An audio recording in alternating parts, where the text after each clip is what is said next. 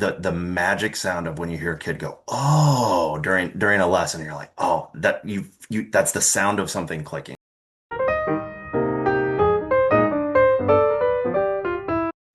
Welcome back to Listen to the Helpers, a podcast created by the Fred Rogers Institute to elevate the voices of helpers everywhere. Fred Rogers once said, "When I was a boy and I would see scary things in the news, my mother would say to me, 'Look for the helpers. You will always find people who are helping.'" Today, we're joined by Rob Nunn, a fifth grade teacher and a participant in our Educators Neighborhood program. At the end of this episode, stay tuned as Kenzee and I reflect on our discussion with Rob in the context of Fred Rogers' legacy and our own work at the Fred Rogers Institute.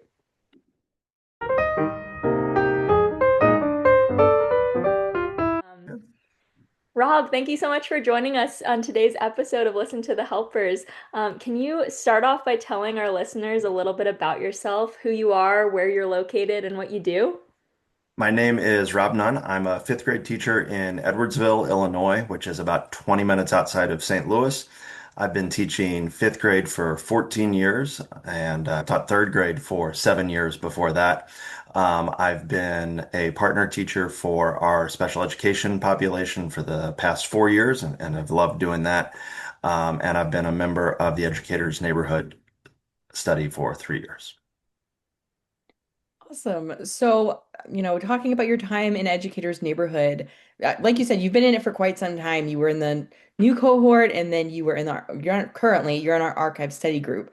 So, for people who don't really know about Educators Neighborhood, what do you do in the archive study group? So, I mean, if anybody knows anything about the Fred Rogers Institute and Educators Neighborhood, you have to know Emily, the archivist, who is just phenomenal at her job, but also just a wonderful person to spend time with.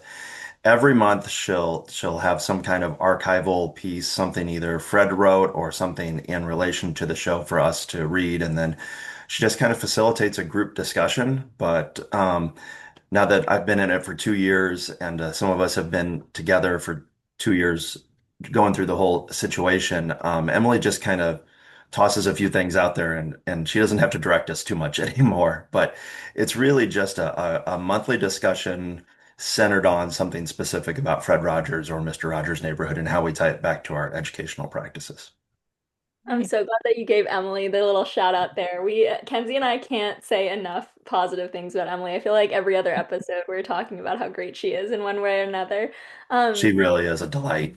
Yeah, she really is. And I'm wondering, this is kind of putting you on the spot here, so I apologize for that. But I am wondering if there's like a favorite thing that you've talked about, or that whether it's something that Emily has brought to that group or just a conversation that came up, anything that like particularly stuck with you. Um, I'm gonna probably default to recency bias. Our last one, we talked about Fred's connection to the civil rights era. Huh. We didn't know that Fred actually had a ticket to go down to Selma for that march, and he spoke about it in one of his speeches. So that was a really interesting thing to kind of get into and delve into. And then usually it kind of turns into us all just sitting around asking Emily questions like, so now what about this in the archive? And what happens when, somebody comes by and they're like really famous and they want to learn about it? That sounds like our conversations with Emily too. Yeah. Questions, but that's really neat. I'm glad to hear that, you're talking about such interesting things. And I think a Oh, lot it's of people, fascinating. yeah, I think a lot of people listening aren't fully aware of like the depth that, of the knowledge that Emily has, but that we have at the Fred Rogers Archive too. So I'm glad that you can speak a little bit to that from your personal experience with the archive study group. Yeah, it is just a highlight of my week whenever we get to do that. Yeah, I've been working at the Institute. I tried to do the math yesterday, like 4 or 5 years now, and you just blew my mind. I actually didn't know that about Fred. And the fact that Emily also, like, going back to Emily and her knowing all, like, she just knows so many things off the top of her head and like impressive. And she says that she's not good at dates and program numbers, but is she not, Sarah? Like, it's actually Yeah, great. she undersells herself for sure. Oh, She 100%. is, yeah, humbleness is a true quality that she has. But that specific article came out of just a throwaway comment from the previous month where we somehow civil rights came up, and at the end, she always asks, what's something you're interested in for next month? And we'll kind of give her a topic and she'll come with stuff. But she automatically knew when we said, yeah, civil rights. She's like, I know the exact piece that I'm Wow. going to bring. She's so smart and so good. Oh, that's so wonderful. I wish I could be a fly. I mean, I guess technically we can, but I wish I could be a Yeah. fly on the wall in those archive study conversations. Um, I'm wondering if you can tell us a little bit more about your role as a teacher. So, specifically, why do you do what you do, and like what inspired you to become a teacher? You said you were teaching in third grade first, and then moved to fifth grade, but just in general, what kind of inspired you to go into the field of education? Well, I find a lot of people that I work with grew up and they were like, I knew from when I was a kid, I wanted to be a teacher. My wife's a first grade teacher as well, and her mom was a teacher, and she knew growing up, and a lot of people are like that. That's not me. I got my first degree in radio and television, and then I interned at the Grand Ole Opry in Nashville, and the music industry I just wasn't the right fit for that. So I kind of came home and was licking my wounds, lived in my mom and dad's basement for a little bit, and got a job working at the local YMCA at the before and after school care program, and realized I was like, oh man, I love working with kids. And I went and got my teaching certificate, and here I am 20 some years later, still loving what I do. Okay, obviously we're gonna have to provide context to this, but the Dolly Parton connection now makes so much more sense. Can you talk about your love of Dolly and like why I'm bringing this up right now? Well, I have three like big celebrity role models for me.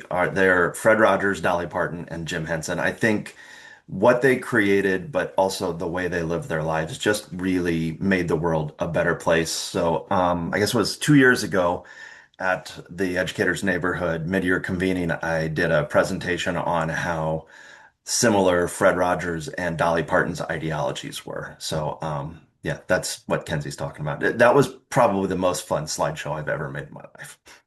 And while I did enjoy many of and always do, the mid-year convening sessions, that might have to be my favorite one I've ever attended because I too really love Dolly. And I remember when they sent out the agenda for that, I was like, please, please put me on that one. Please let me record that one because I already liked you, Rob. And I was like, oh my gosh, I need to go to this one. It was You're great. making my ears turn red. It was amazing. I think you went to work a Fred. I think last year I literally looked at you and said, you should have done Dolly and Fred. It was amazing. But It was a lot of fun. I mean, there are so many people out in the world that are just, great, helpers, but to see people that make millions of dollars and are on such a public stage lead good lives and be role models for so many people, I just can't help but appreciate people like that. I feel like sometimes that's hard to find, and it's hard to know who's genuine and who's not. Right. Because people have this image about them when they have that sense of fame or they are considered a celebrity. But I feel like that's something for sure that is admirable about the way that Fred went about his life and work is that, he was obviously a big celebrity, but I think what you just said, it embodies, all of what Fred stood for. Like he didn't really want to be viewed as this celebrity, and he wanted to, for lack of a better way of saying it, he wanted to use his powers for good. Yeah. He was just so authentic in everything that he did. But what I really, really admire about him was how intentional he was. I'm sure most of it came naturally to him, but he also set out every day to do specific things. And I just really appreciate that.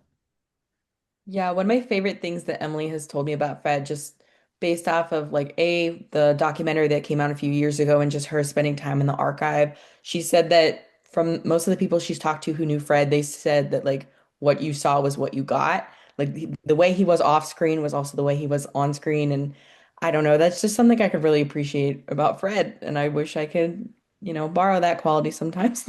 Oh man, if we could just all of us just have a little dab of Fred Rogers in us, Yeah. wouldn't the world be so much better?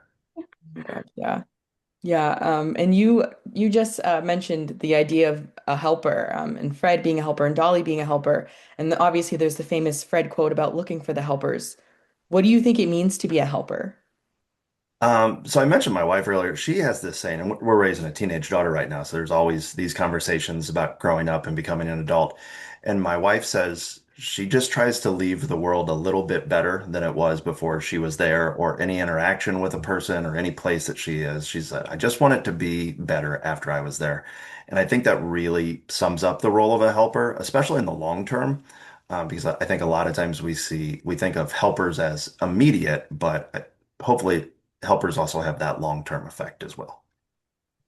I think that's a really interesting point because I think a lot of the time we do think of helpers as those immediate people helping in a certain situation. And while that is true, it might be, you need help or you need assistance in this one moment, and it's a very tangible thing. Right. I can help you with this, or, I can say this to make you feel better. I can do this to help the situation. But yeah, that idea of the long-term helper of let's just leave this a little bit better than when it started. And I think that's important to consider helpers in the long term. Yeah, I think I mean, we probably, so many of us do this. It's just the air we breathe. You don't think about it. You see the micro changes in a person or a situation every day, and then you look back, you're like, whoa, that has really changed. But, hopefully we're there helping things to become as good as they can be. Yeah, I love that you just called it like micro changes. I feel like that is a good mindset to have and not be discouraged by, thinking, am I really making a difference? Because a lot of, Dolly Parton, Fred Rogers, all of these celebrities who are using their powers for good, they have the capacity to make big changes and help Mhm. in big ways very quickly. But a lot of us don't have the resources, the capacity, the time, the energy to make these, crazy big changes all at once. It might be those little small moments that we're seeing over time. And, years from now, we might look back, or like with you raising your daughter, years from Yeah. now, you look back and you say, wow, I did a good job, hopefully. And Yes. you No, she's a really good kid. yeah, hopefully you I'm pat very yourself on blessed. the back. Yeah, and I'm sure even now you're thinking, looking back at when she was little, you're probably thinking like, wow, she's changed so much, and like, Oh, so why much. we did this. Like we made her into the person that she is today because of all these micro changes and micro helping along the way. So I feel like that's a good, a good message to keep inspiring people to keep helping, even if you don't see the effects immediately. Yeah. Take that 30,000 foot view, zoom out and see where were things and where are things now. And hopefully you've been able to make things better.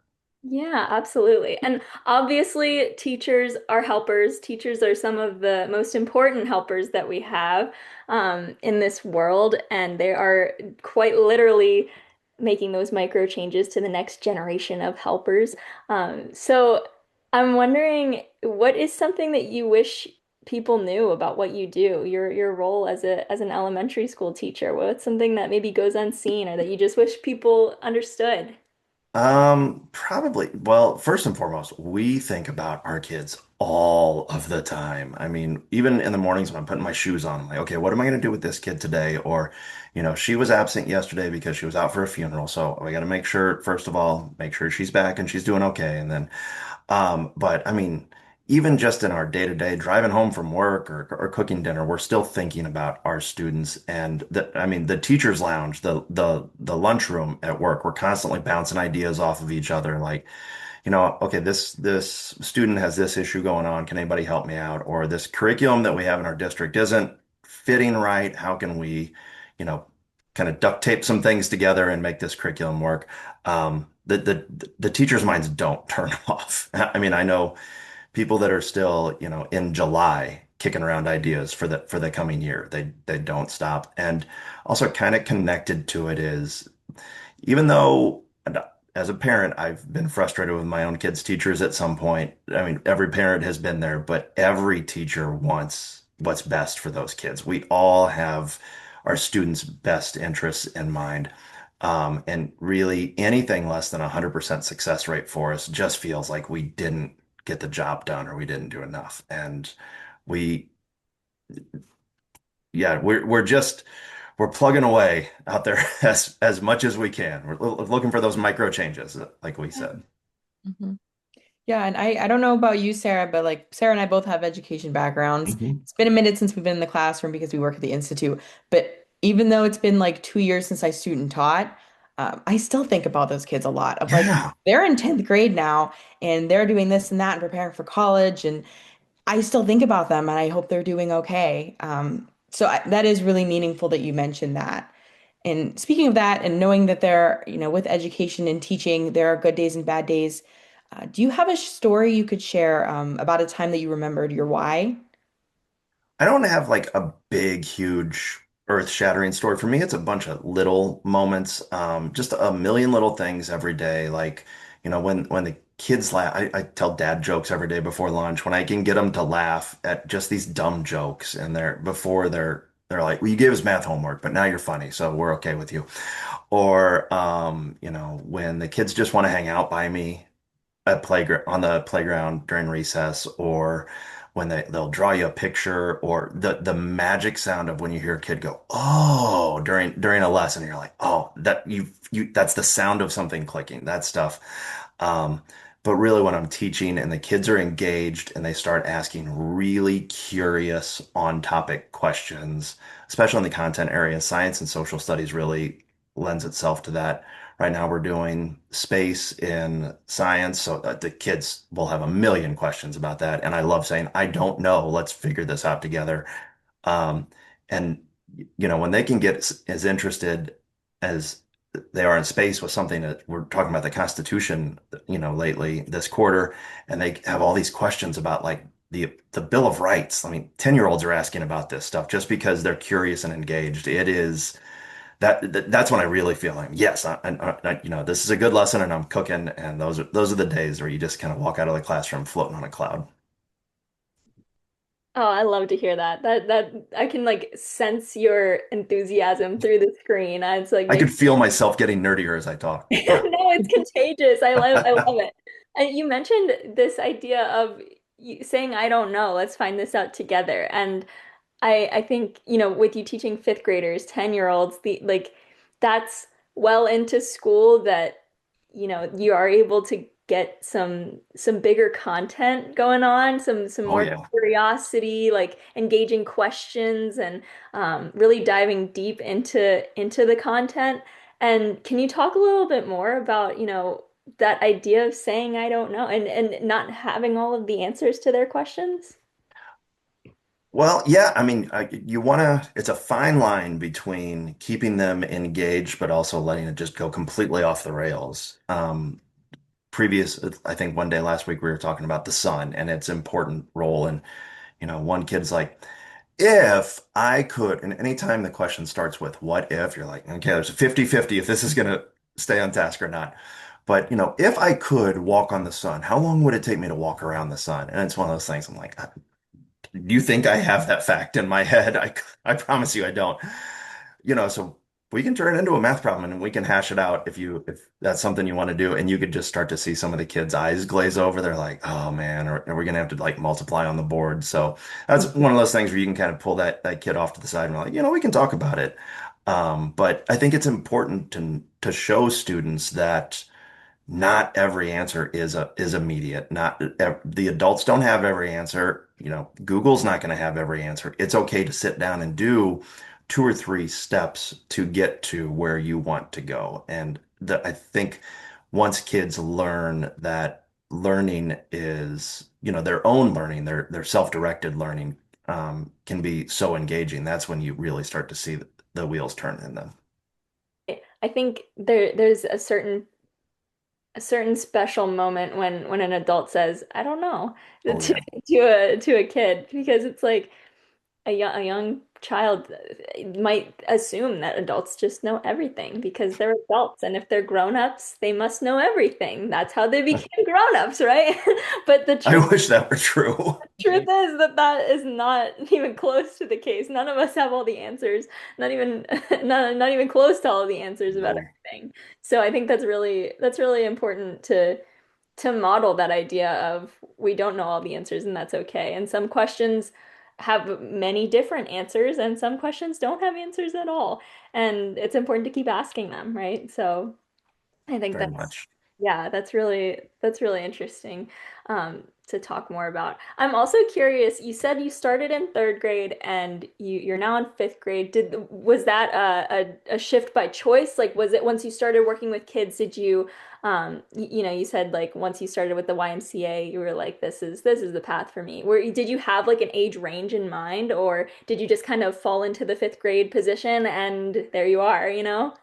Well, I don't know about you two when you were getting your education degree, but where I student taught, it was like this is the perfect fit for me. I student taught in third grade, so I thought third grade, that's what I want.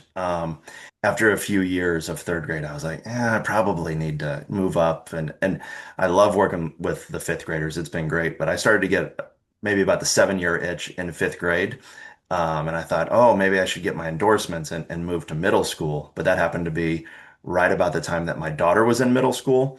And she came home and told stories about the kids in her classes. And I thought, no, fifth grade's just fine. I like them. They're still fairly innocent. We're good at fifth grade. So I am certified to teach 7th through 12th, and I actually preferred middle school because I student taught in 8th grade. So if I ever went back to right. teaching, I have like I think I could survive middle school. I think you're right. You have heard Somebody stories. has to, Those right? stories are right. But I just enjoy that age group, and I have a nephew the same age right now. He's 13, and like so I can keep up with the lingo enough to Hmm. survive. But I can see why people are like, "Are you sure about that?"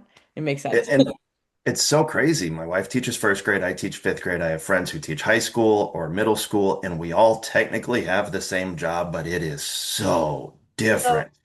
so It is incredibly different. unbelievably different. Yeah. Yeah, my degree is early childhood. So like my Yeah. teaching was in third grade and in kindergarten, and the third graders were like so old to me. I had a blast. It's so much fun, but like also I'm 5'2", and some of the third graders were almost as tall as me. So I thought, Yeah. okay, even if I wanted to go, up the grade levels, I don't think I can because the kids are going to be taller than me, and I really You just want. have to wear heels every day. Yeah, Yeah. right. But I guess I wouldn't have to chase them like I would in the kindergarten classroom. So it Yeah. balanced out. That would be okay to wear some heels. These little kids, man, they have so much energy. I've I got know. a 3 year old great nephew, and he comes over here once a week and he leaves. I'm just like, oh boy, man, I love that kid, but man, Yeah, I know. I substitute taught when I was in grad school, and I would like substitute teach in like kindergarten one day and then 11th grade the next, and I was like, oh, oh, it's so different. And that's like whiplash. I like Sarah, I commend you because I could never be like a kindergarten teacher or like even Rob, like I couldn't be a fifth grade. I maybe could be a fifth grade, third grade, no. Fifth But grade's I right on the cusp of middle school. Right about this right. time, spring hits, and those kids, those fifth graders think they are middle schoolers. So Mhm. I think you'd be okay. I have a theory that on every teaching contract, there should be the base salary for, like probably like middle high school teacher, and every year below you should start one step higher on the salary. The fact that I have the same salary as a kindergarten teacher blows my mind because I think kindergarten teachers do so much harder work than I do. Those people are saints. Yeah.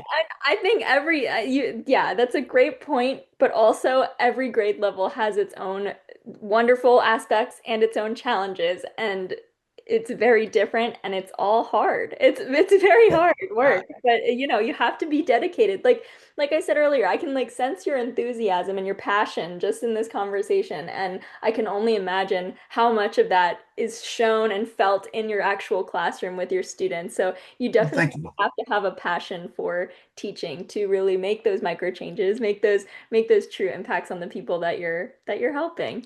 And yeah, so I'm wondering if you have any final thoughts for our listeners. Oh man, what haven't we covered yet, Right. Really just I think just try to put more good out in the world and, try to leave everything a little bit better than you found it. I think that's just a great way to go about life. That's wonderful, wonderful final thoughts to leave our listeners with. We're so thankful that we got some extra time to talk with you outside of our Educators Neighborhood program. And as always, it was just a pleasure to be Thank with you for a bit. Thank you so much for joining us and for your time. thank you.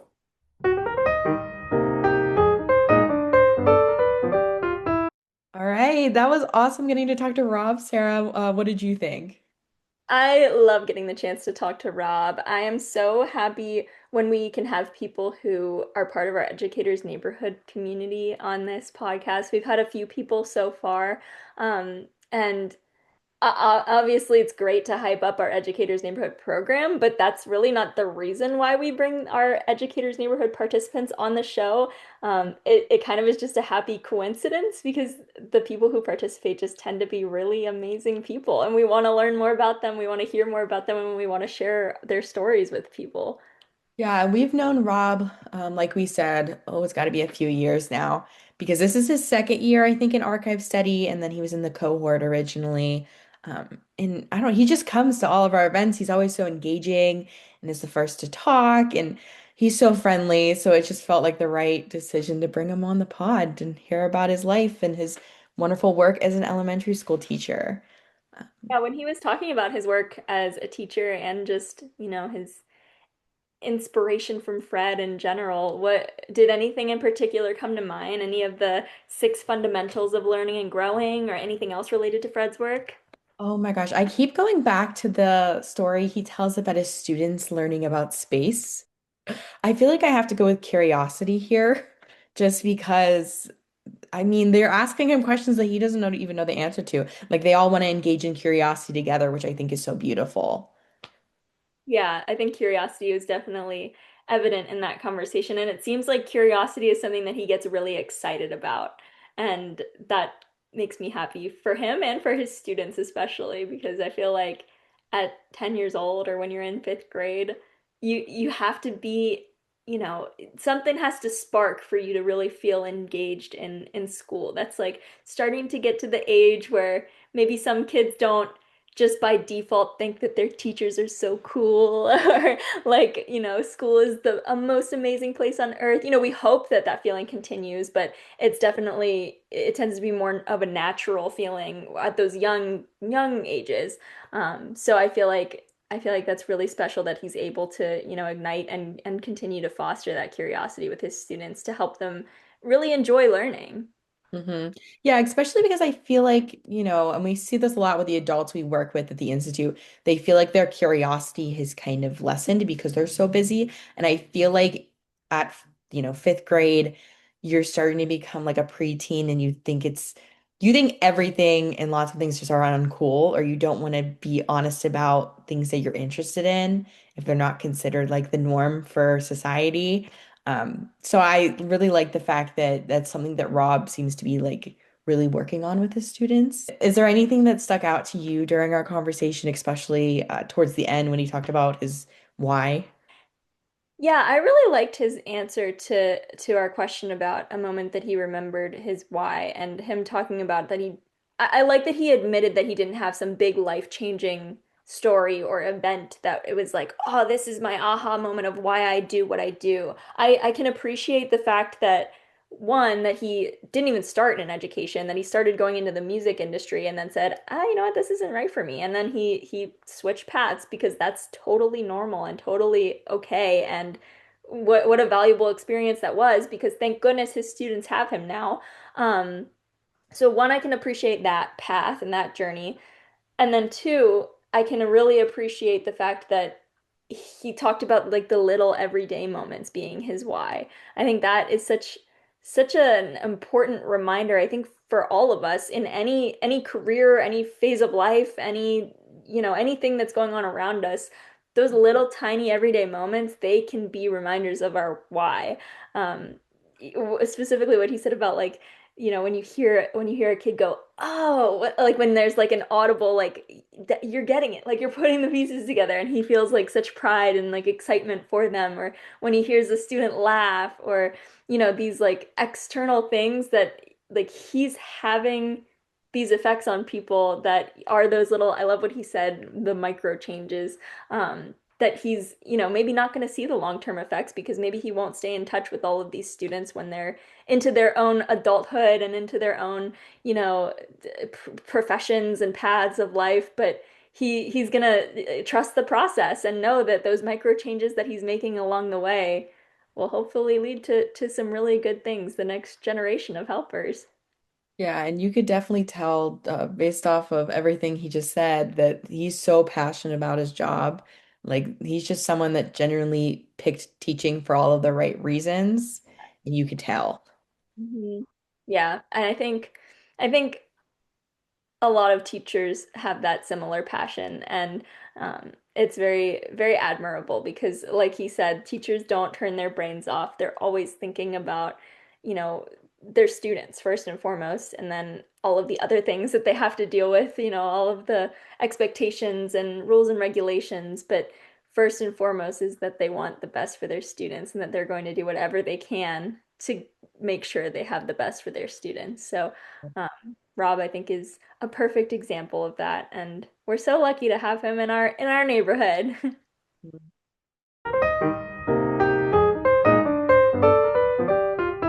The Fred Rogers Institute advances the legacy of Fred Rogers by investing in the strengths of families and caring adults to support the healthy development of children.